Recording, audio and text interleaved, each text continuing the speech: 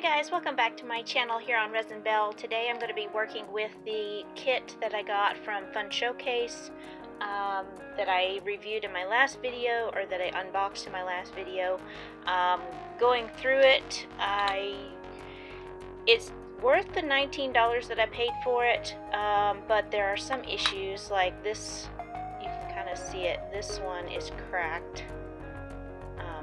This vial is cracked, so if you were to fill it with, oil or something, I would be scared to do that. But luckily, one of them I was planning on using some resin on the outside, so I'll use it on that one. But also, I did try to make some of these little caps, and the caps are a little small for the vials that they sent, so I wasn't really happy about that. Also, the quality of the mold for the caps is not the greatest.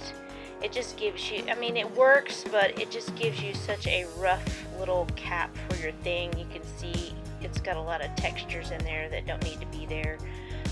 In my mind, that should, those should be smooth, but it is what it is.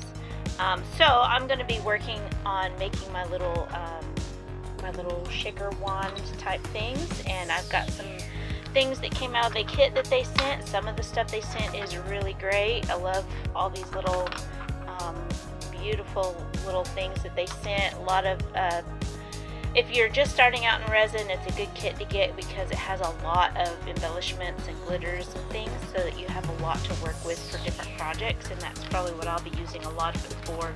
I'm only going to be using some of the things for what I'm doing today. So I've got 2 vials, and I'm going to be making 2 of the little shakers. And so one of them I'm going to make a mermaid theme. I've got these cute little stickers that I'm going to use for that.